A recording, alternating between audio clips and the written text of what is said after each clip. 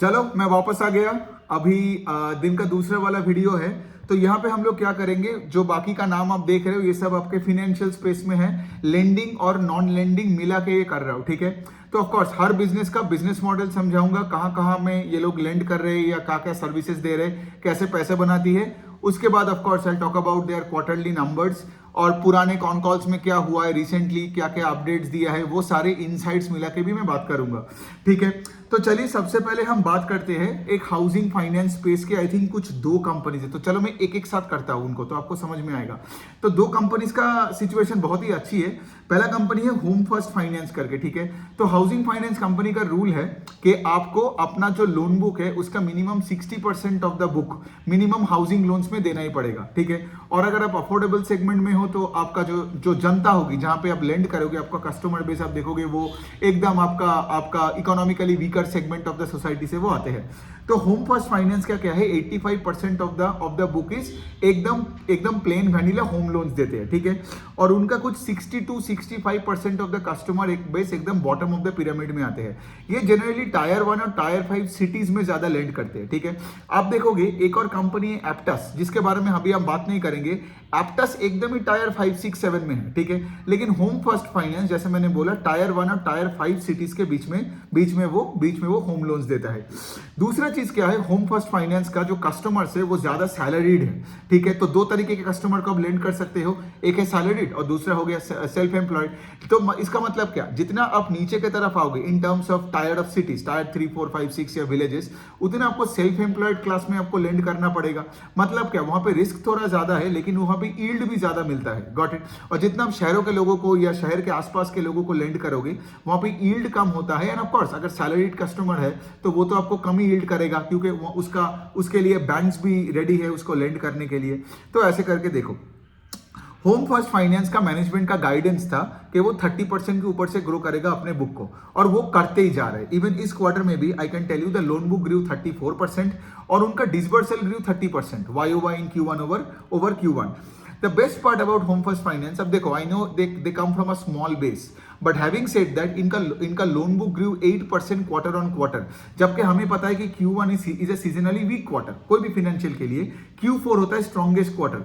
तो अगर आप पिछले साल के स्ट्रॉन्गेस्ट जो क्वार्टर है अगर उसके ऊपर भी आप 7-8% से ग्रो कर रहे हो इन Q1 FY25, that means great, right. और एक और पॉइंट है, अगर आप हाई पेस से ग्रो कर रहे हो मतलब आप खुद ही बता रहे हो कि आपके एसेट क्वालिटी ठीक है। क्योंकि जिसका एसेट क्वालिटी खराब होता है ना, तो उसका मैनेजमेंट सबसे पहले क्या करता है पता है, डिसबर्सल का पेस ऑफ ग्रोथ को घटा देता है। तो आपने अगर मेरा फाइनेंशियल वर्कशॉप्स देखे हो, लाइव हो या रिकॉर्डिंग, आपको तो ये सब चीजें तो बहुत ही आसान लग रहा होगा जो मैं बता रहा हूं। और आप देख रहे हो कि मैं वही पैटर्न पे बात कर रहा हूं जो मैंने पूरा वर्कशॉप में आपको 18 घंटे लेके मैंने सिखाया है ना। सो ये हो गई बात। दूसरा पॉइंट हमें ये देखना है कि इनका अभी लोन बुक का तो ग्रोथ देखा, तो इनका पैट का जो ग्रोथ है वो 27% के आसपास है, ठीक है। इनका जो स्प्रेड है वो थोड़ा सा कॉन्ट्रैक्टेड हुआ है because of course rising cost of boring हो गया। कोई भी अफोर्डेबल होम फाइनेंस कंपनी का जो मेन सोर्स ऑफ बोरिंग वो बैंक से ही आता है। अब ऑफ कोर्स अब अगर इंटरेस्ट रेट बढ़ गया तो इनका कॉस्ट ऑफ बोरिंग भी बढ़ गई। तो यहाँ पे होम फर्स्ट का जो स्प्रेड है अभी 5.2% है, ठीक है। एक साल पहले वो 5.7% हुआ करता था। तो मैनेजमेंट का ये भी कहना है कि to counter this as well, एक तो वॉल्यूम ग्रोथ कर ही रहा है, दूसरे साइड वो क्या करने का कोशिश कर रहे हैं कि वो ज्यादा से ज्यादा सेल्फ एम्प्लॉयड कस्टमर बेस को बढ़ाएगा अभी, ठीक है। जैसे मैंने बोला अगर आप सेल्फ एम्प्लॉयड बेस में ज्यादा जाओगे तो वहां पे आपका यील्ड का भी एक बेनिफिट मिलेगा।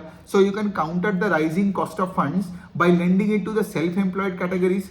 और भी थोड़ा सा नीचे शहरों में जाना पड़ेगा, तो उससे क्या होगा, आपका मार्जिन यहाँ पे कंसिस्टेंट रहेगा, राइट। तो मैनेजमेंट का कहना वो भी था। इसके साथ ये है कि ले कंपनी का एसेट क्वालिटी की अगर हम बात करें तो इनका GNPA नंबर इज 1.7%, एक साल पहले इट वाज 1.6%, तो बहुत ही मार्जिनल इंक्रीज। मतलब देखिए अगर कोई मार्जिनल GNPA का इंक्रीज होता है तो उतना फर्क नहीं पड़ना चाहिए, ठीक है। बट वही है, मार्केट को चाहिए हमेशा एकदम परफेक्ट सब कुछ हो in terms of asset quality, profitability, ROE, loan book, फिर उसके बाद डिपॉजिट ग्रोथ, सब कुछ, ठीक है। तब जाके देखोगे उसका स्टॉक बढ़ता है। और अब तो वैसे भी कोई फाइनेंशियल्स का स्टॉक बढ़ता भी नहीं है तो एनी विच में हम स्टॉक्स का बात नहीं करेंगे, हम बिजनेस का बात करेंगे। तो इनका एसेट क्वालिटी ठीक है। इनका जो डीपीडी बकेट्स है, डीपीडी बकेट्स का मतलब डेज पास ड्यू, कितने सारे अकाउंट्स है जो लेट से 30 डेज, मतलब 30 डेज हो गया ईएमआई नहीं दिया, 60 डेज हो गया ईएमआई नहीं दिया, 90 डेज हो गया ईएमआई नहीं दिया। तो अगर आप देखोगे 1 प्लस डीपीडी मतलब एक दिन हो गया ईएमआई नहीं दिया, कितने अकाउंट है, 30 प्लस मतलब 30 प्लस डीपीडी मतलब 30 दिन हो गया ईएमआई नहीं दिया। और लेट से डीपीडी 90 प्लस का मतलब जीएनपीए है, बिकॉज ग्रॉस एनपीए का मतलब है कोई भी प्रिंसिपल में अगर किसी ने 3 महीने एटलीस्ट ईएमआई नहीं दिया तो वो बन जाता है जीएनपीए। तो ये बकेट्स में आपको ट्रैक करनी है। तो ये बकेट्स में अगर आप देख रहे हो, इसका डीपीडी बकेट क्या होता है, as a percentage to total assets होते हैं। तो if the percentage number is going up, मतलब आगे जाके आप बोल सकते हो कि आपका बैड लोन्स बढ़ सकती है अगर डीपीडी बकेट्स में ज्यादा से ज्यादा अकाउंट्स आने लग गया। Got it. तो यहाँ पे इनका 1 प्लस जो डीपीडी बकेट है वो भी थोड़ा सा बड़ा है, 4.5% हुआ है, पिछले क्वार्टर में इट वाज 4.2%। लेकिन एक बात यहाँ पे देखना है फिनेंशियल्स का, Q1 and Q2 are always seasonally weaker quarter. यहाँ पे एसेट क्वालिटी उनका थोड़ा खराब होता है और वो अगले फिस्कल में बेटर होता है। जो आपने देखा होगा एक्सिस बैंक के मैनेजमेंट ने भी वही बताया, उनका क्रेडिट कॉस्ट तो बढ़ गया लेकिन मैनेजमेंट ने वही बोला कि सीजनैलिटी के वजह से भी क्रेडिट कॉस्ट बढ़ा, वो भी एक रीजन है। और ये जो Q1 का उनका जो क्रेडिट कॉस्ट बढ़ा एक्सिस बैंक का, that is not a reflection of the credit cost for the entire fiscal year. So in a way they said के आगे जाके credit cost will be improving. Got it. तो यहाँ पे भी वही है, लेकिन वही है इनका जो गाइडेंस है, होम फर्स्ट का भी बात कर रहा हूँ, होम फर्स्ट का जो गाइडेंस है दैट इज बिटवीन 30-40% का क्रेडिट कॉस्ट रखेगा और अभी उनका क्रेडिट कॉस्ट है कुछ अराउंड 20 बेसिस पॉइंट। तो कोई प्रॉब्लम नहीं है, 35% का ग्रोथ है, PAT grew 27%। Of course operating leverage मिलता तो बेटर होता, because I wanted the PAT growth to be more than the AUM का growth. The other thing is that the ROE number keeps inching up. अभी इनका ROE का number है कुछ 16.3%, एक साल पहले वो 15% के आसपास था। अब ऑफ कोर्स देखिए होम फर्स्ट फाइनेंस, मतलब आई नो इनका कोई बड़ा कोई पेरेंट नहीं है ताकि वो ज्यादा लेवरेज लेके अपने ROE को बढ़ाए, but also it's okay right if you are moving the ROE in the right direction. लेकिन if you want to grow at 30% right, और आपका ROE 15-16% है, मतलब you need to constantly keep raising capital, वरना you can't grow 30%। Got it. Because आपका अगर ROE 30 होता और ग्रोथ 30 होता, मतलब आप इंटरनली फंड कर पाते, है ना। लेकिन अगर आपका ROE 15-17% है और आपका ग्रोथ रेट 30% का अगर आप गाइडेंस दे रहे हो, मतलब आगे जाके इनको और इक्विटी डाइल्यूट करना पड़ेगा या फिर अपना लेवरेज रेशियो को बढ़ाना पड़ेगी। ठीक है, सो ये हो गया बात। ऑफ कोर्स दूसरे साइड से भी ROE कैसे बढ़ता है, अगर आपने मेरा वर्कशॉप देखा होगा तो आपको पता होगा। अगर आपने प्रोडक्ट मिक्स चेंज किया, जो ये करने का कोशिश कर रहा है right, more self employed people के पास जा रहा है। ठीक है, तो ये हो गया बात। ये लोग अपने टच पॉइंट्स को भी बढ़ा रहे हैं। यहाँ पे टच पॉइंट्स बढ़ाने की क्यों इंपॉर्टेंस है, बिकॉज अफोर्डेबल होम लोन्स है। यहाँ पे आप एक कस्टमर को हाई टिकट साइज नहीं लोन दे सकते हो, यहाँ पे आपको वॉल्यूम में खेलना पड़ेगा। मतलब यहाँ पे 8-10 लाख का आप लेट से किसी को होम लोन दो और ऐसे लाखों कस्टमर्स को दो। ठीक है, तो यहाँ पे क्या है, अगर आप माइक्रो फाइनेंस में हो या अफोर्डेबल हाउसिंग फाइनेंस या एमएसएमईज में हो, अगर छोटे एमएसएमईज में हो, तो आपको यहाँ पे वॉल्यूम में खेलना पड़ेगा, टिकट साइज को छोटा रखना पड़ेगा। ठीक है, तो अच्छी है होम फर्स्ट फाइनेंस का कंपनी का, ज्यादा कुछ नहीं है, थोड़ा सा एसेट क्वालिटी में इधर उधर है, लेकिन कंपनी का रिजल्ट मतलब ओवरऑल ठीक ही है। दूसरा जो हम बात करेंगे वो है कि वो कंपनी अफोर्डेबल हाउसिंग में सबसे तगड़ा रेट से ग्रो कर रहा है, फास्टेस्ट पेस। कंपनी का नाम है star housing finance, Maharashtra based है, 24-26 लोकेशंस में है। मतलब इनका जो लोन बुक का साइज है, मैं बता रहा हूं, इनका लोन बुक का साइज अभी बना है सिर्फ 471 करोड़। अगर होम फर्स्ट फाइनेंस का देखोगे तो लोन बुक का साइज 10,000 करोड़ के आसपास है। So now you understand star housing finance कितनी छोटी कंपनी है। तो इनका तो ऑफकोर्स इतनी छोटी है, मैनेजमेंट में भूख है, तो the loan book is growing at a very fast pace. तो इनका लोन बुक का AUM का ग्रोथ है 74% YOY हुआ। इनका पैड ग्रू 88%, सो इनको ऑपरेटिंग लेवरेज भी मिल गई। ठीक है, फिर उसके साथ इनका जो नेट इंटरेस्ट इनकम है वो भी ग्रू आई थिंक 61-64% के आसपास।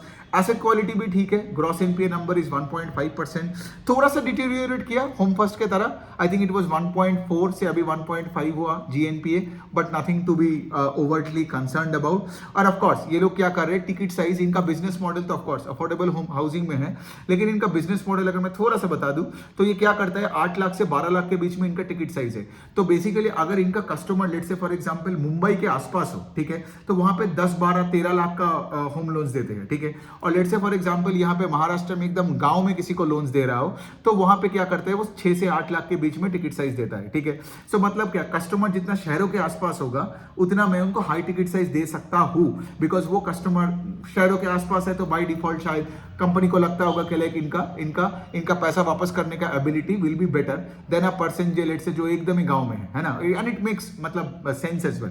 सो ये लोग अभी क्या कर रहे हैं, ज्यादा से ज्यादा बैंक्स के साथ टाई अप कर रहे हैं, बिकॉज जितने सारा टाई अप्स होगा उतना ही अच्छी है ना, क्योंकि बैंक्स का पैसे से ही तो एक हाउसिंग फाइनेंस कंपनी बढ़ती है। फिर आपका कोलेंडिंग के बारे में भी ये लोगों को सोचना चाहिए।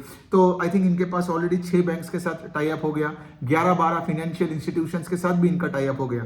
सो रिजल्ट तो अच्छी है। मैनेजमेंट का जो कॉन कॉल अभी नहीं सुना, उसके बाद तो मैं फिर से वीडियो बनाऊंगा, लेकिन पिछले कॉन कॉल में मैनेजमेंट ने यही बताया था कि लाइक हम गाइडेंस नहीं दे रहे, but we can grow at a fast pace for a long period of time. And of course पिछले क्वार्टर में भी, पिछले साल में भी 70-80% का लोन बुक का ग्रोथ, और इस बार भी वही दिखाया Q1 ओवर Q1 में। ठीक है, तो ये तो अच्छी बात है कंपनी के। Growth is not a worry actually, is what the management said in the Q4 FY24 के रिजल्ट के बाद का कॉन कॉल में। ठीक है, एंड ऑफ कोर्स मैं तो वही ट्रैक करता हूँ बिजनेस को, तो इस बार भी जब 74% का ग्रोथ किया तो of course it's not a worry. अब चलिए थोड़ा हम बात करते हैं थोड़ा 2 फाइनेंशियल का जिनका रिजल्ट थोड़ा ठंडा लगा। एक तो है उज्जीवन स्मॉल फाइनेंस बैंक, जिसका 70% बुक माइक्रो फाइनेंस में है अनसिक्योर्ड, लेकिन उनका फोकस अभी ज्यादा से ज्यादा जा रहा है towards the secured part of the book, मतलब अफोर्डेबल होम लोन्स, फिर आपका व्हीकल लोन्स में ज्यादा फोकस कर रहा है। ठीक है, बिकॉज उनको अपने बुक को डाइवर्सिफाई करनी है। लेकिन उज्जीवन का यहाँ पे मैंने जो देखा कि यहाँ पे उनका एसेट क्वालिटी थोड़ा बहुत खराब हो रहा है। ठीक है, मतलब इनका पोर्टफोलियो एट रिस्क मतलब वही है ना, मतलब जो मैंने डीपीडी बकेट्स का कॉन्सेप्ट समझाया, आप लोग मेरा वो वर्कशॉप देख लेना। ठीक है, उसका रिकॉर्डिंग का लिंक मैं दे दूंगा डिस्क्रिप्शन में, या फिर अगर आप मेरा एक्स में देख रहे हो तो कमेंट सेक्शन में रिकॉर्डिंग का वो जो लिंक है वर्कशॉप का रजिस्ट्रेशन का, वो आप दे दूंगा, और अगर यूट्यूब में मैं डिस्क्रिप्शन में भी दे दूंगा।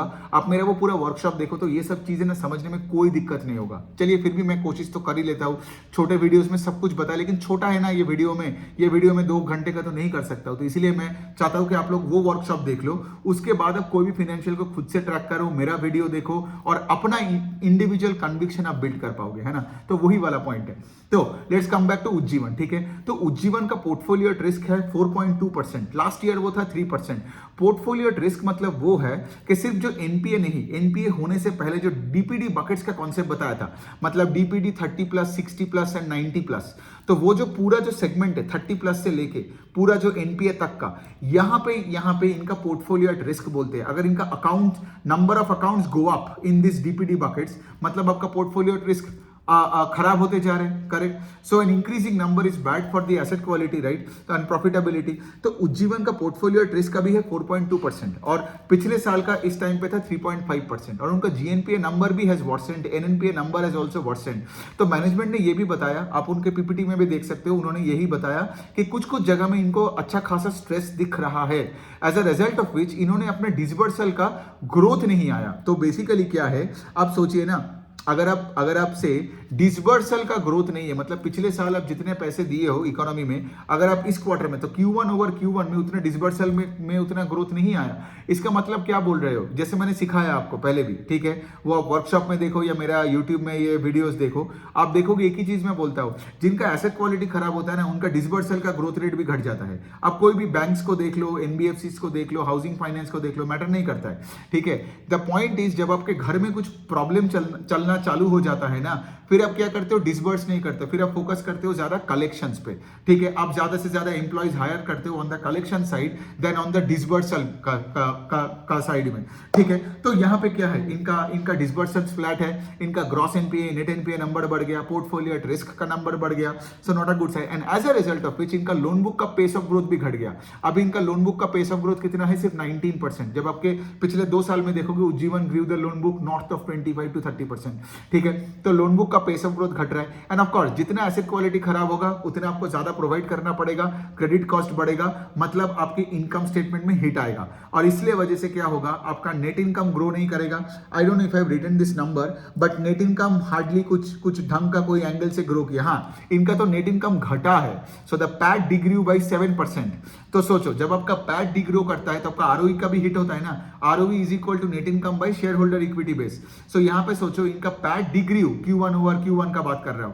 So if your PAT D grows, share holder को तो कुछ नहीं मिला है ना, तो बेसिकली क्या है, शेयर होल्डर यहाँ पे मायूस होकर निकल जाएगा। कोई स्टॉक रिकमेंडेशन नहीं है, मैं सिर्फ समझा रहा हूं कि कैसे आपको एनालाइज करनी होती है दिमाग में, ठीक है। सो यहाँ पे क्या हुआ, यहाँ पे आपका अगर पैट घटा तो आपका आरओई का नंबर जो पहले 30% था Q1 FY24 में, अभी वो घट के 20% हो गया। तो मतलब क्या बोला था मैंने, वर्कशॉप हो या पहले भी अपने अपने वीडियोस में क्या बोला कि आपको देखना है आरओई किस तरफ जा रहे हैं। तो इसका आरओई किस तरफ जा रहा है, नीचे की तरफ जा रहा है, और नीचे की तरफ इसलिए आ रहे हैं बिकॉज इनको ज्यादा प्रोवाइड करना पड़ रहा है, बिकॉज इनका क्रेडिट कॉस्ट बढ़ रहा है, बिकॉज इनका एसेट क्वालिटी खराब हुआ, बिकॉज इनका पोर्टफोलियो एट रिस्क बढ़ गया, राइट। तो this is not a good sign, right, Ujjivan के लिए।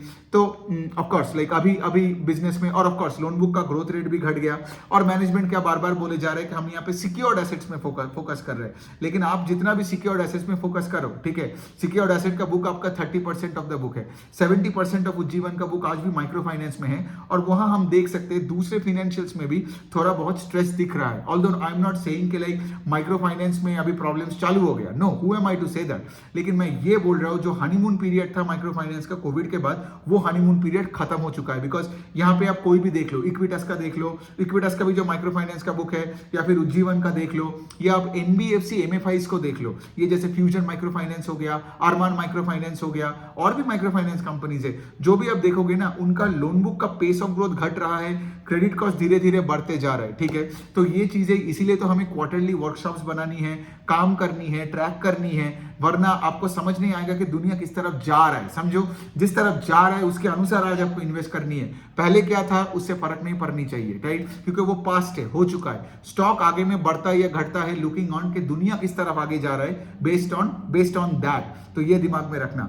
दूसरा है कि एयू स्मॉल फाइनेंस बैंक, उसका भी एक चीज है, तो एयू का एसेट क्वालिटी उतना खराब नहीं हुआ, बट एयू का एक चीज है, एयू का भी एसेट क्वालिटी थोड़ा खराब हुआ, ठीक है, लेकिन उज्जीवन जैसा नहीं हुआ। एयू का भी आई थिंक अभी उनका ग्रॉस एनपीए 1.7%, पिछले साल इट वाज 1.6%, थोड़ा सा खराब हुआ। But also having said that, यहाँ पे आपको एक चीज देखना पड़ेगा कि एयू ने फिनकेयर करके एक माइक्रो फाइनेंस कंपनी को अक्वायर किया, ठीक है। अब जब दोनों का मिलन हो गया है, अब जब दोनों ने जब अपना नंबर्स डिस्क्लोज किया है, सो कंबाइंड एंटिटी का आरओई का नंबर हैज कम डाउन। ये और किसमें आपने देखा, ये सेम चीज हुआ एचडीएफसी बैंक में, जब एचडीएफसी आ गया, बिकॉज वहां पे निम का कॉन्ट्रैक्शन हुआ, आरओई सबका कॉन्ट्रैक्शन हुआ, ठीक है। Profitability got hit and the loan book का pace of growth also came down for HDFC bank. तो यहां भी कुछ ऐसा ही सिचुएशन है इनका भी। अगर मैं प्रो फॉर्मा मतलब बैलेंस शीट को देखूं, मतलब मर्ज्ड बैलेंस शीट को अगर मैं देखूं, पिछले 2 क्वार्टर से इनका 3-4% का ही ग्रोथ है एयू स्मॉल फाइनेंस बैंक का। आरओई का नंबर 1-1.5-2 साल पहले 15% था, अभी 13.6 है। अब इसका रीजन सिर्फ मर्जर भी नहीं है, इसका एक और रीजन है, एयू का majority part of the book is fixed, ठीक है। तो फिक्स्ड बुक है, मतलब क्या है, in a rising interest rate environment, जब आपका कॉस्ट ऑफ बोरोइंग एयू का बढ़ रहा था, they couldn't pass it on to their consumers, because 60-70% of, या क्या पता, आई थिंक 80% है एयू का, आप एक बार देख लेना, 80% of the book is fixed. तो क्या हुआ, इनका निम्स घट गया, और जब आपका नेट इंटरेस्ट इनकम का ग्रोथ घट जाता है, इनकम स्टेटमेंट सोचो, आपका इंटरेस्ट अर्न्ड जिस रेट से बढ़ा, आपका इंटरेस्ट एक्सपेंस उससे कतई ज्यादा रेट से बढ़ा, तो आपका नेट इंटरेस्ट इनकम का ही जो ग्रोथ रेट वो हो गया स्क्वीज्ड। अब ऑफ कोर्स उसके बाद तो आप ये सब इतने सारे खर्चा किया फिनकेयर को लेने में, उनके ब्रांचेस को एयू के ब्रांचेस में लाने में, टेक में इनको पूरा चेंजेस करना पड़ा। तो यहाँ पे क्या हुआ, इनका प्रॉफिटेबिलिटी और इफेक्ट हुआ। फिर इनका मैंने क्या बोला, एसेट क्वालिटी भी थोड़ा बहुत इफेक्ट हुआ, राइट, बिकॉज इनका ग्रॉस एनपीए नंबर भी थोड़ा बढ़ गया। एक और रीजन ये भी है कि फिनकेयर को जब इन्होंने बुक में लाया, उनका भी कुछ बैड लोन्स को एयू को प्रोवाइड करना पड़ा, गॉट इट। तो जब दूसरे का भी तुम अगर मतलब प्रोविजन करवा रहे हो, मतलब वो भी एक बड़ा हिट है इनकम स्टेटमेंट का। तो as a result of which AU का भी यहाँ पे आपका आरओई का नंबर घट गया, एयू का, हाँ, आरओई का नंबर यहाँ पे घटा और अभी कुछ 13.2% के आसपास है, last year it was around 15%, ठीक है। तो इसका क्या मतलब, इसका मतलब यही है ना कि डायरेक्शन ठीक नहीं हो रहा है, ठीक है। उज्जीवन का भी जैसे direction of the ROE is down, ठीक है, एयू का भी direction is down for various reason. Asset quality थोड़ा सा इश्यूज हो रहा है, फिर किसी का मर्जर के वजह से, उज्जीवन का जैसे इतना अनसिक्योर्ड बुक है उसके वजह से भी हो रहा है, क्योंकि माइक्रो फाइनेंस का हनीमून पीरियड पीरियड हो गया, उनको थोड़ा स्ट्रेस दिख रहा है, राइट। सो इसीलिए आप देख रहे हो ना, बहुत सारे फाइनेंशियल्स का स्टॉक चलता ही नहीं है या गिरते जा रहा है। उसका रीजन ये भी है, ठीक है, कि फाइनेंशियल्स का परफॉर्मेंस में भी इफेक्ट हो रहा है। और देखिए अब पॉइंट वही है, मुझे अभी यही लगता है कि जब तक वो रेट कट का न्यूज नहीं आएगा, जब तक वो रेट कट नहीं होगा, इन किसी में मार्जिन के एक्सपेंशन नहीं आएगा। बिकॉज अगर आपका सोचो ना, एसेट क्वालिटी खराब होते जा रहा है और आपका मार्जिन भी स्क्वीज्ड है बिकॉज इंटरेस्ट रेट हाई है, राइट, मतलब आपका रेपो रेट हाई है। तो बैंक्स का तो रेपो लिंक्ड सारे लोन्स देते हैं ना, रेपो लिंक्ड लोन्स होते हैं, MCLR, EBLR, ठीक है, ये सब मैंने डिस्कस किया अपने वर्कशॉप में, ठीक है। तो आप वो वर्कशॉप लेके पूरा देखो, आपके सब चीजें पूरा क्लैरिटी के साथ हो जाएगा। तो इससे क्या हुआ, बैंक्स का इनकम स्टेटमेंट में कोई ग्रोथ नहीं आ रहा है। ऑल्दो बहुत बैंक्स का एसेट क्वालिटी अच्छा है, बैलेंस शीट अच्छी है, लेकिन इनकम स्टेटमेंट में ग्रोथ नहीं है, ROE नीचे की तरफ जा रहा है। तो शेयर होल्डर कैसे पैसे बनाएगा अगर EPS का ग्रोथ नहीं हो रहा है ना। तो ये हो गया आपका AU का। फिर चलिए दूसरा, दो और बैंक करते हैं। एक हो गया आपका कनाडा बैंक। कनाडा बैंक आपका वही PSU बैंक्स की तरह है। PSU बैंक्स पिछले 2-3 साल से अपने एसेट क्वालिटी को इंप्रूव कर करके अपने EPS को ग्रोथ दिखाया, उससे उनका स्टॉक्स भागा। लेकिन यहां पे एक चीज आपको देखना पड़ेगा, PSU बैंक्स का पेस ऑफ लोन बुक का ग्रोथ बहुत कम है। मतलब अगर सिस्टम क्रेडिट आज कुछ 15-16% है, ये कनाडा बैंक का भी ग्रोथ कितना आया, 9-10%। आप देखो कि PNB का भी ऐसा आता है, यूनियन बैंक का भी ऐसा ही आता है। तो पॉइंट में क्या बोलने का कोशिश कर रहे हो, एसेट क्वालिटी अब कब तक बेटर होता जाएगा। और इनका एसेट क्वालिटी क्यों अच्छा हुआ है, पुराना जो बैड लोन्स थे उनमें बहुत तगड़ा रिकवरी हुआ है। और पुराने बैड लोन्स को, जो स्टैंडर्ड लोन्स होते हैं, उसको बोलते हैं अपग्रेड्स। तो उनको अपग्रेड्स हुआ, रिकवरीज हुआ, इससे क्या हुआ, बैंक्स को बहुत सारे पैसा मिला। तो उससे क्या हुआ, उन्होंने अपने प्रोविजन को घटाया, और जब कोई प्रोविजन घटाता है तो आपका इनकम में बूस्ट आता है, ROE में बूस्ट आती है। लेकिन मुझे चाहिए एक ऐसा फाइनेंशियल जो सिर्फ एसेट क्वालिटी इंप्रूव करके नेट इनकम ना बढ़ाए। मुझे चाहिए ऐसा एक फाइनेंशियल जो अपने लोन बुक को ग्रो करे एट अ फास्ट पेस, ताकि आपका इंटरेस्ट इनकम, जो आपका इनकम स्टेटमेंट का जो पहला लाइन है इंटरेस्ट इनकम, वो बढ़े एट अ तगड़ा पेस, जो इन बैंकों में हो नहीं रहा है PSU में, ठीक है। तो इसीलिए क्या है ना, PSU मुझे उतना अच्छा नहीं लगता है, because if you look at the private sector banks, they are growing the loan book north of 15-20%। अगर जब 15 तो पकड़ ही लो, Axis, ICICI, IndusInd, Kotak, HDFC, अगर मैं बड़ा प्राइवेट सेक्टर का भी एंगल से देखूं, ठीक है, IDFC का तो 25% है, गाइडेंस है 20%।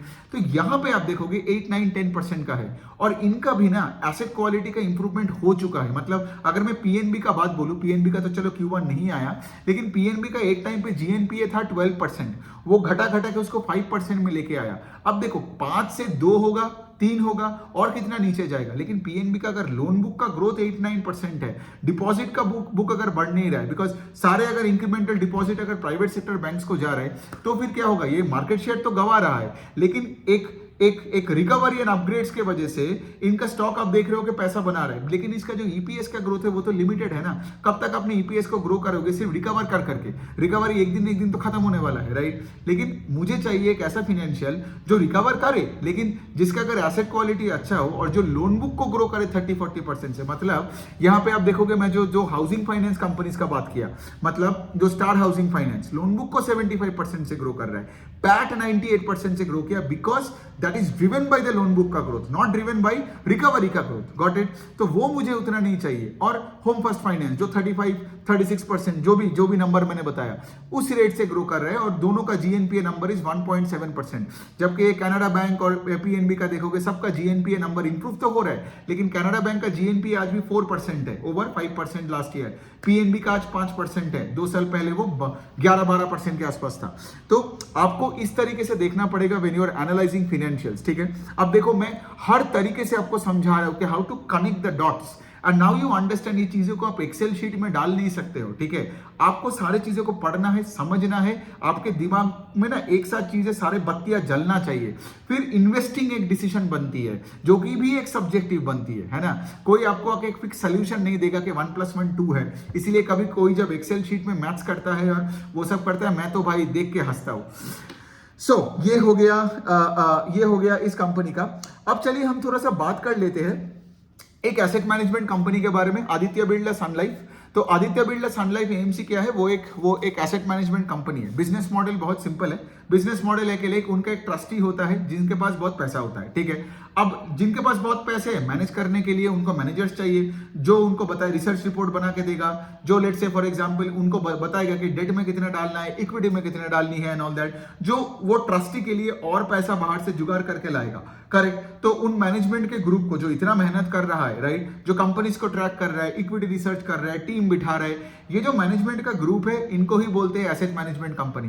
तो एसेट मैनेजमेंट कंपनी का मेन सोर्स ऑफ इनकम क्या है? फी इनकम से, फी इनकम से, कमीशन की इनकम से, जो इनको आता है ये एयूएम मेंटेन करने से। तो लॉजिकली बताओ आपका फी इनकम कब बढ़ेगा? आपका फी इनकम बढ़ेगा जब एयूएम बढ़ेगा, मतलब वो जो ट्रस्टी का पैसा है उसका एसेट अंडर मैनेजमेंट बढ़ेगा। और उसका बढ़ने का दो रीजन होता है, एक तो नया पैसा लाओ, ठीक है, और दूसरा है जब एग्जिस्टिंग पैसा का भाव बढ़ जाता है, फेयर वैल्यू चेंज होता है। इसका मतलब क्या है? मार्क टू मार्केट गेन होता है। ये कब होता है? सोचो जब बुल मार्केट आता है तो सबका एसेट अंडर मैनेजमेंट बढ़ जाती है, तो जितना एयूएम बढ़ता है तो एसेट अंडर मैनेजमेंट मतलब एएमसी कंपनीज का मैनेजमेंट को फीस भी ज्यादा मिलता है, तो एएमसी कंपनीज का प्रॉफिट बढ़ती है। यही तो बिजनेस मॉडल है। और दूसरे साइड में जितना ऐड दोगे, जितना ऐसा म्यूचुअल फंड सही है, एसआईपी करो, ये करो बोलोगे, जितना पैसा आएगा उतना एयूएम बढ़ेगा उनका। अब इनका सबसे इंपॉर्टेंट चीज क्या है? इन्वेस्टर्स हमेशा ये सारे जो भी आप फंड्स बना रहे हो, राइट, जो भी आप, तो इन्वेस्टर सबको क्या करता है? 3-3 महीने का रिटर्न्स कैलकुलेट करके कंपेयर करते हैं। जो फंड अंडर परफॉर्म किया लोग उसमें एसआईपी बंद कर देते हैं या उससे पैसा निकाल के कहीं और चले जाते हैं। तो ये बनता है एक रिस्क। दूसरा चीज क्या है? अगर मार्केट नहीं बढ़ा, जो आपने देखा होगा 2022 का जब वो बेयर मार्केट चला था, तो 2023 में Nippon, HDFC AMC, Aditya Birla sun life, UTI AMC, साले किसी ने पैसा नहीं बनाया। लेकिन फिर जब 2023 का ये तगड़ा बुल मार्केट आया, अब देख रहे हो इन सब का रिजल्ट क्या आ रहा है। बिकॉज अभी टोटल इंडस्ट्री का ग्रोथ ही है 38% और एचडीएफसी एएमसी का ग्रोथ 37% के आसपास है। निपॉन का ग्रोथ है 45%, क्योंकि निपॉन ने सबसे अच्छा क्या किया? निपॉन ने सबसे अच्छा किया कि वो एसआईपी मार्केट में ग्रैन्युलर ग्रोथ लाया, ठीक है। और even Aditya Birla sun life, ठीक है, जिनका बारे में मैं ये बात करने वाला हूं इस वीडियो में, आदित्य बिरला सन लाइफ का बहुत सारे प्रॉब्लम्स हुआ था बिकॉज उनका फंड्स अंडर परफॉर्म कर रहा था दूसरे फंड्स के साथ। तो इनके फंड्स में कोई ग्रोथ वगैरह नहीं आ रहा था, रिडेम्पशन बढ़ गया था। तो इन्होंने क्या किया? पूरा मैनेजमेंट को चेंज किया, फंड मैनेजर्स नया लाए, इक्विटी रिसर्च में नया नया लोग लाए, और उसके बाद से ऑफकोर्स उसके बाद से इनका फंड का परफॉर्मेंस थोड़ा थोड़ा करके बेटर होने लग गया। प्लस ऑफकोर्स मार्केट भाग रहा है तो सारे फंड्स ही भागते हैं। सोचो सारे फंड्स में अगर लेट से कैसे समझाओ, लेट से फॉर एग्जांपल अगर रिलायंस इंडस्ट्रीज हो और लेट से रिलायंस इंडस्ट्रीज का स्टॉक डबल हो जाता है, तो सारे फंड्स का एयूएम बढ़ जाएगा, करेक्ट। और जब सबका एयूएम बढ़ेगा तो सारे जो मैनेजर्स है, जो फंड्स को मेंटेन मतलब मैनेज कर रहा है, डेट में हो, इक्विटी में हो, तो अब देखोगे वो फंड मैनेजर का फीस ज्यादा होगा, मतलब एसेट मैनेजमेंट कंपनीज को सेल्स और प्रॉफिट ज्यादा मिलेगा। तो Aditya Birla sun life AMC follows the likes of Nippon and HDFC AMC. Although यहाँ पे अगर मैं थोड़ा सा P2P कर लूं तो आदित्य बिरला सन लाइफ का अभी भी जो सेल्स का ग्रोथ है वो 24% के आसपास है, एंड एचडीएफसी एएमसी का आई थिंक 25 है, और निपॉन का सबसे तगड़ा रेट से ग्रोथ है बिकॉज निपॉन का फंड्स भी बहुत अच्छे से परफॉर्म किया। तो एक तो फंड्स का साइज भी बढ़ा, और यहाँ पे एक और मेगा ट्रेंड है कि सारे फंड मैनेजर्स है जो सारे फंड्स मेंटेन कर रहे हैं उनको एक्टिव इक्विटी फंड मैनेज करनी है बिकॉज उनका फीस भी ज्यादा मिलता है। आई थिंक फॉर एवरी 100 रुपए का अगर फंड हो, अगर इक्विटी फंड हो, तो वो इक्विटी फंड मैनेजर को 60 बेसिस पॉइंट्स मिलता है। 60 बेसिस पॉइंट्स मतलब 100 रुपए का 0.6% होता है उसका फीस, गॉट इट। लेकिन अगर 100 रुपए का डेट फंड हो तो आपको मिलता है कुछ अप्रोक्सीमेटली 25 बेसिस पॉइंट्स, मतलब 0.25%। और अगर लेट से कोई इंडेक्स फंड हो तो शायद और भी कम मिलता हो, 0.12 या 0.2% के आसपास हो। आप एक बार चेक कर लेना। बट मेन मुद्दे का बात यही है कि सब चाह रहे अपने एयूएम को बढ़ाए, बिकॉज अगर मार्केट बढ़े तो एयूएम तो वही से बढ़ते हैं। नया नया डिस्ट्रीब्यूशन पॉइंट्स खोले ताकि नया नया जगह से इनका पैसा और आए, तो वॉल्यूम ग्रोथ भी आए, नया पैसा आए, और एग्जिस्टिंग पैसा भी बढ़े बाजार की वजह से। और इसके साथ साथ क्या है, वो लोग अपने प्रोडक्ट मिक्स चेंज भी कर रहे हैं। प्रोडक्ट मिक्स चेंज का मतलब है कि ले ज्यादा से ज्यादा इक्विटी फंड्स मैनेज करो, कम से कम डेट फंड्स और लिक्विड फंड्स मैनेज करो। आई थिंक लिक्विड फंड में सबसे कम मिलता है आपको, आई थिंक 0.1% होगा या कुछ something like that, 10 basis point होगा या समथिंग लाइक दैट, देख लेना। और उसके बाद कॉर्पोरेट, जिसमें आपको कॉर्पोरेट बॉन्ड्स में आपको डेट फंड में 25 बेसिस पॉइंट, और इक्विटीज में आपको मिलेगा कुछ अराउंड 60 बेसिस पॉइंट के आसपास। थोड़ा ऊपर नीचे होता है based on the company and the kind of management as well. So the point I am trying to say, इसके लिए सबका प्रोडक्ट मिक्स भी यहाँ पे चेंज है। अब देखिए जब तक बुल मार्केट चलेगा एएमसी कंपनीज बहुत अच्छा करेगा, एक्चुअली सारे कैपिटल मार्केट्स भी, जो ब्रोकरेज भी बहुत अच्छा करता है। आपने देखा होगा ये सारे आनंद राठी, फिर आपका मोतीलाल ओसवाल सब अच्छे कर रहा है, राइट। लेकिन जब बाजार चलना बंद कर देगा ना, तो क्या होगा, ये जो AUM का ग्रोथ है, जो ये AMC कंपनीज का जो एसेट अंडर मैनेजमेंट का ग्रोथ है, उसका मेजॉरिटी कंपोनेंट है कि लाइक बाजार बढ़ना। तो अगर बाजार नहीं बढ़ता है तो उनका मेजॉरिटी मतलब सबका पेस ऑफ ग्रोथ घटने वाला है। यही मैं बोलने का कोशिश कर रहा हूं। सो 30-40% का जो ग्रोथ है आज इंडस्ट्री का AUM का ग्रोथ, उसका majority part of the growth आता है by mark to market gains.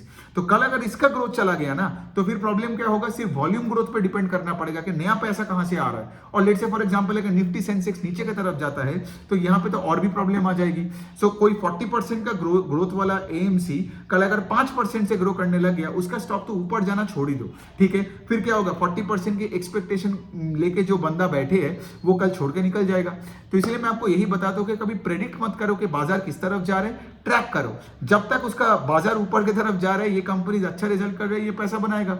लेकिन बाजार 3 महीने बाद डाउन होगा या 3 साल बाद डाउन होगा, किसी को नहीं पता, राइट। लेकिन you go through this period, जैसे 2018-19 का बाजार आई हैव लिव्ड, राइट। तो मैंने 2018-19 का बाजार में आई हैव लिव्ड मतलब तब तक मैं जॉब छोड़ के फुल टाइम बाजार में था, ठीक है, मतलब फुल टाइम बिजनेस कर रहा था। तो उस टाइम पे भी बाजार कुछ नहीं करता था। तो ऐसे AMC कंपनी पैसा नहीं बनाता था, ना डिपॉजिटरी, ना AMC, ना ब्रोकरेज, कुछ भी नहीं करता था।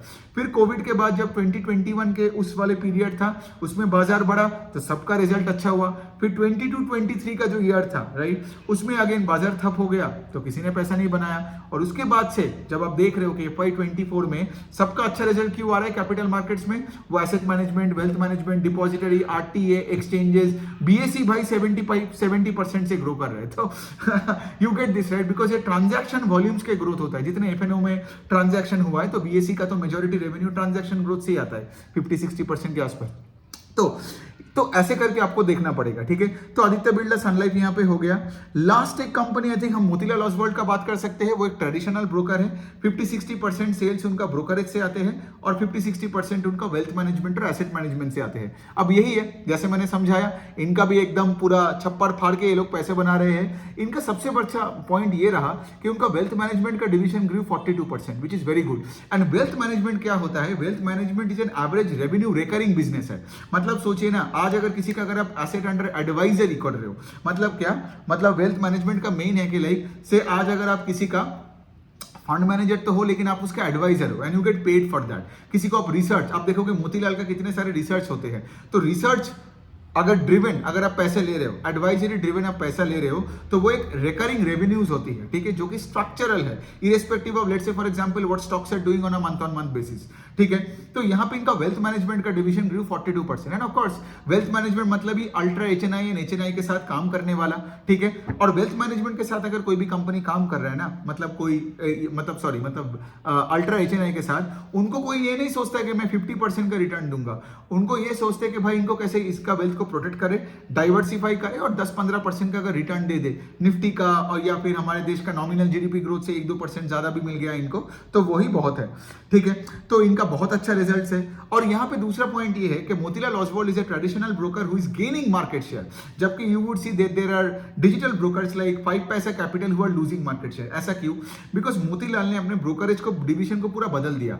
उन्होंने क्या किया, उनका बिजनेस मॉडल का एक पार्ट ये है कि पिछले कुछ सालों से वो लोग क्या करता है कि रीजनल ब्रोकर्स को वो खरीदता गया और अपने बिजनेस पे मतलब पूरा एक्वायर करता गया। It's an acquisition led brokerage model. दूसरा चीज क्या है जो उनका मैनेजमेंट बताता है कि, और उनका कॉनकॉल में, मैं कॉनकॉल देखो, मैं जो भी बताता हूं ना वो कॉनकॉल का ही चीज है, जो मैं अपने अच्छे से कहानी बना के आपको बताता हूं। मेरा कोई ओपिनियन हार्डली कुछ होता है, ठीक है, जो भी मैं बताता हूं। ओके, सो कमिंग बैक, तो यहां पे वो यही बोलते हैं कि डिजिटल ब्रोकर और मोतीलाल जैसे ट्रेडिशनल ब्रोकर में डिफरेंस क्या है। यहां पे क्या होता है, क्लाइंट को थोड़ा बहुत केयर मिलता है। यहां पे एक ब्रोकर होता है, तो यहां पे क्लाइंट क्या होता है, ज्यादा बिजनेस और ज्यादा पैसा भी लाता है with Motilal over a period of time. Digital broker जैसे एंजल वन और वो आपका ग्रो टाइप का, वो क्या है, गर्दन पकड़ पकड़ के आपको प्लेटफॉर्म में ला रहा है, ठीक है। तो पॉइंट क्या है, वहां पे कस्टमर आता भी है, जाता भी है, और वहां पे इसीलिए आप देखोगे पूरा वॉल्यूम का गेम है। यहाँ पे वॉल्यूम का गेम है, लेकिन यहाँ पे वैल्यू ग्रोथ का भी गेम है। मतलब यहाँ पे एग्जिस्टिंग कस्टमर को अगर अच्छा सर्विस मिलता है तो over a period of time वो और पैसा लाता है, अपने दोस्तों को रिकमेंड करते हैं, ठीक है। जबकि एंजल वन का कहना है भाई गांव गांव में जाओ, अपना वो सब ब्रोकर को हायर कर लिया और गांव गांव में जाओ, IPL में एडवर्टाइजमेंट कर लिया और सबको प्लेटफॉर्म में लाओ और उनको ट्रेडिंग करवाना चालू कर दो, ठीक है। ऑफ कोर्स एंजल वन भी आज आप देखोगे वेल्थ मैनेजमेंट में जा रहा है, म्यूचुअल फंड डिस्ट्रीब्यूशन में चला भी गया है। क्यों? बिकॉज उनको भी समझ में आ गया कि like at the end of the day customer को अगर हमें रखना है तो हमें एक बुके ऑफ प्रोडक्ट्स देना पड़ेगा, जो कि मोतीलाल के पास है। आज मोतीलाल के पास अब कुछ भी करो, उनका डिस्ट्रीब्यूशन बिजनेस भी है, दूसरों का पीएमएस लेना है, एआईएफ लेना है, इंश्योरेंस लेना है, तो वो भी वो करवाते हैं अपने प्लेटफॉर्म में, या खुद का पीएमएस, एआईएफ, वेल्थ मैनेजमेंट का एडवाइजरी, रिसर्च रिपोर्ट, कुछ भी मेंटरिंग, सब कुछ वो करवाते हैं। एंड ऑफ कोर्स उनका ब्रोकरेज बिजनेस भी है। So what they do is like they can cross sell the products to their existing clients and इसको बोलते हैं आरपू बढ़ाना। आरपू मतलब एवरेज रेवेन्यू पर यूजर, जो हम टेलीकॉम में यूज करते हैं। चलो मैं इसको यहां यूज करके बता दिया। तो यहां पे इनका रिजल्ट बहुत ही बढ़िया है, मतलब इनका sales grew 32%, led by the growth in the wealth management division हुआ। और इनका आई थिंक इनका पैट आई थिंक ग्रू 50% के आसपास। तो there is no complain on Motilal Oswal, सब कुछ तो ठीक ही लगता है। और जैसे मैंने बोला, इनका मार्केट लिंक्ड रेवेन्यू इज 50% और नॉन मार्केट लिंक्ड इज 50%, जो बोलते हैं एवरेज रेवेन्यू, मतलब ARR बोलते हैं उसको, ठीक है। तो बेसिकली क्या, कल अगर मार्केट में और प्रॉब्लम्स आया तो मोतीलाल का मार्केट लिंक्ड जो रेवेन्यू 50% के आसपास है, उनका पेस ऑफ ग्रोथ और घट सकता है। Got it? सो ऐसे करके आपको देखना पड़ेगा, वेदर आप एएमसी हो या वेल्थ मैनेजमेंट हो, most of them are market linked. Got it? ऐसा नहीं है कि कल अगर, बट हाँ, वेल्थ मैनेजमेंट में क्या है, जैसे मैंने बोला राइट, एक फी बेस्ड है, एडवाइजरी बेस्ड है। तो wealth management is less market linked than let's say AMC businesses and brokerage businesses and exchanges, because वो आपका एफएनओ का एडीटीओ पे डिपेंड करता है, ट्रेडिंग वॉल्यूम्स पे डिपेंड करता है, ठीक है। चलो, इसका भी तो 35 मिनट्स हो गया। हम लोग क्या करेंगे, हम लोग एक दो और बैंक्स है, बट उसका मैं आई गेस कल मैं वीडियो बना के और भी जो रिजल्ट्स आएंगे उसमें क्लब कर दूंगा, बिकॉज इतना सब हो जाएगा कि आप भी बोर हो जाओगे 35 मिनट्स देखने के बाद। ओके, ऑन दैट नोट, आपका अगर कोई सवाल हुआ तो डू लेट मी नो।